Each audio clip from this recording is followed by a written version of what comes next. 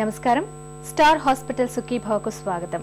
ఈ రోజు సుఖీభవలో ముక్కులో గోడ వంకరగా ఉందా, ఆస్పిరిన్ తో గుండె భద్రం, పిల్లలు జంక్ ఫుడ్ మానడం లేదా, తరచూ పుల్లటి తేన్పులు వేధిస్తున్నాయా, ఇంకా సమస్య సలహా హెల్త్ టిప్।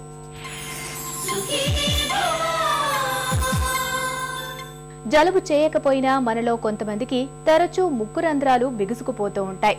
సైనసైటిస్ లేకపోయినా అచ్చంగా అలాంటి బాధలే కనిపిస్తుంటాయి। గురక కూడా సమస్యగా మారుతుంటుంది। ఇలాంటప్పుడు పరీక్షలు చేయిస్తే ముక్కుదూలం వంకరగా ఉన్నట్లు తెలుస్తుంటుంది। ముక్కుదూలం వంకరగా ఉండటానికి కారణాలు, దానికి చికిత్స గురించిన పూర్తి వివరాల్ని ఇప్పుడు తెలుసుకుందాం।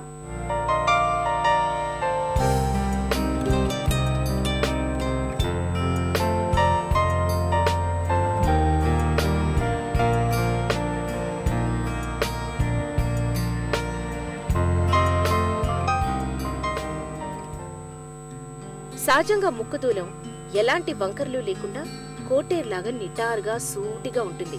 అయితే కొందరిలో మాత్రం ముక్కుదూలం అటో ఇటో వంకరగా ఉన్నట్టు చూడగానే ఇట్టే తెలిసిపోతుంది। ఇలా ముక్కుదూలం వంకరగా ఉండడం వల్ల బయటకు కనిపించే సౌందర్యానికి వచ్చే చిన్నపాటి నష్టాన్ని పక్కన పెడితే, అంతకంటే ముఖ్యంగా అది అనేక ఆరోగ్య సమస్యల్ని తెచ్చిపెడుతుందనే విషయం చాలా మందికి తెలియకపోవచ్చు। ముక్కుదూలం వంకరగా ఉండటం వల్ల శృతి మించిన గురక మొదలుకొని తరచుగా ముక్కు బ్లాక్ అవ్వడం, అలాగే సైనసైటిస్ ఇన్ఫెక్షన్లు కూడా తరచుగా రావడం సంభవిస్తుందని డాక్టర్లు చెప్తారు। ఇప్పుడు మనకందరికి ముక్కులో ఏంటంటే ఈ రెండు ముక్కు ఈ హోల్స్ నడి మధ్య సెప్టమ్ ఉంటుంది అనమాట, అంటే పార్టిషన్, దాన్ని నేసల్ సెప్టమ్ అంటాం। ఇది మనకి ఫ్రంట్లో cartilaginous portion, back side bone అంటే హార్డ్గా ఉంటుంది అనమాట, ఫ్రంట్లోనేమో మన రబ్బర్లా ఉంటుంది।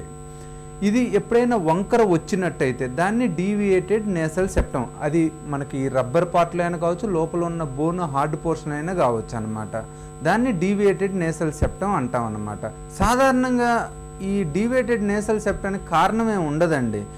ఎక్కువ మంది పుట్టుతోటి జెనెటిక్ అంటారు, కంజెంట్లు అంటారు, డిఫరెంట్ చెప్తారండి, కానీ అలాంటిది ఏమి ఉండదు।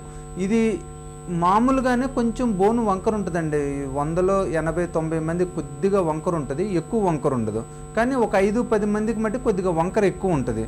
మనకు తెలిసిన కారణాలు ఏంటంటే ఎప్పుడన్నా ముక్కు దెబ్బ తగిలినప్పుడు ఈ ముక్కు బోను వంకర వచ్చే అవకాశం ఉంటుంది అనమాట।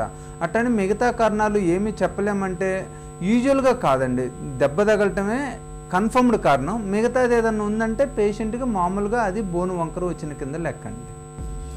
కాస్తో కూస్తో ముక్కుదూలం వంకరగా ఉండడం అనేది అందరిలో కనిపించేదే।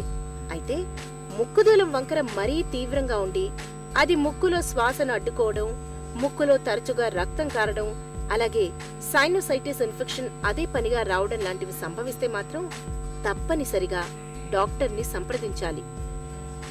ముక్కుదూలం వంకర అనేది 2 రకాలుగా ఉంటుంది। ఒకటి, ముక్కు చివర ఉండే ఎముక భాగం మాత్రమే వంకరగా ఉండడం।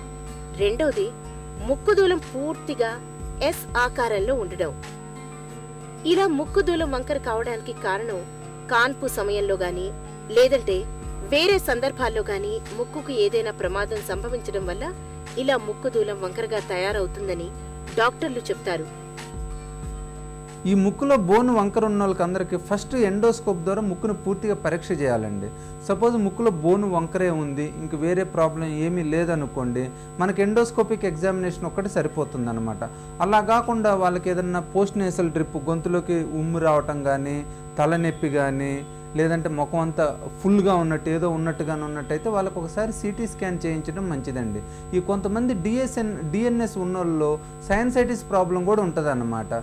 సో మనం డిఎన్ఎస్ ప్రాబ్లం ముక్కు మూసిపోవడంతో పాటు వేరే ప్రాబ్లమ్స్ కూడా ఉన్నట్టయితే ఒకసారి సిటీ స్కాన్ తీసుకొని మొత్తం డయాగ్నోసిస్ని కన్ఫర్మ్ చేసుకుంటాం। ఇప్పుడు డిఎన్ఎస్ ఉన్న వాళ్ళకందరికీ ఆపరేషన్ చేయాల్సిన అవసరం లేదండి। సపోజ్ చాలామందికి మేము మామూలుగా ఎగ్జామినేషన్ చేసినప్పుడు వాళ్ళు వేరే ప్రాబ్లంతో వచ్చినప్పుడు ఎగ్జామినేషన్ చేసినప్పుడు, లేదంటే ఎప్పుడన్నా ఒక్కోసారి జలుబుతో వస్తుంటారు, ఇలా డిఎన్ఎస్ ఉండి అప్పుడప్పుడు జలుబు చేసినా ఏమి ఇబ్బంది లేకపోయినా వాళ్ళకి ఎలాంటి ట్రీట్మెంట్ చేయాల్సిన అవసరం లేదండి। మెయిన్గా డిఎన్ఎస్ ఉన్నప్పుడు ఎవరికి మనం ట్రీట్మెంట్ ఇవ్వాలి అంటే బేసిక్గా రెగ్యులర్గా జలుబు చేస్తూ ఉంటుంది, కొంతమందికి జలుబు వచ్చి తగ్గుతూ ఉండదు, బట్ ఫ్రీక్వెంట్ జలుబు కూడా వస్తుంటుంది, అదే కాకుండా ముక్కు మూసిపోతూ ఉంటుంది అనమాట। ఈ 2 రకాల కారణాలు ఉన్నప్పుడు మనం ఆ డిఎన్ఎస్కి ట్రీట్మెంట్ ఇవ్వాలండి। డిఎన్ఎస్కి మెయిన్గా ట్రీట్మెంట్ ఒకప్పుడు పాతకాలంలో ఎక్కువ ముక్కులో ఉన్న కార్టిలేజినస్ బోని పోర్షన్ తీసేవాళ్ళండి.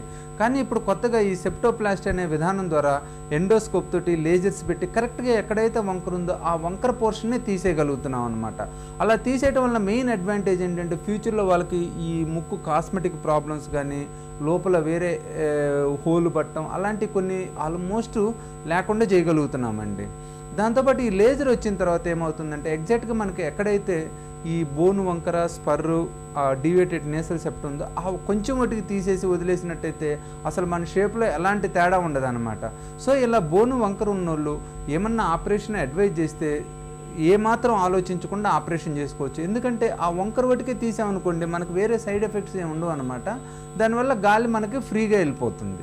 కొంతమంది ఇంతకుముందు ఏంటంటే పిల్లలు 15 సంవత్సరాలు వచ్చేదాకా ఆపరేషన్ చేయకూడదు అనేవాళ్ళండి, ఎంత సఫర్ అవుతున్నా కూడా.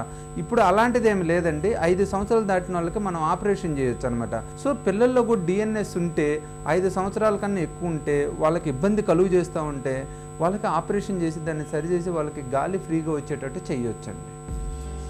ముక్కు దూలం వంకరగా ఉండటంతో పాటు గురక ఉండడం, ముక్కులు నిరంతరం బ్లాక్ అయి ఉండటం, ముక్కులో రక్తం కారడం, సైనసైటిస్ బాధలు తరచుగా వేధిస్తూ ఉండడం అనే లక్షణాలు కనిపిస్తే ఈ సమస్య మందులతో తగ్గేది కాదు. కాబట్టి డాక్టర్ని సంప్రదించి తప్పనిసరిగా సర్జరీ చేయించుకోవడం అవసరం.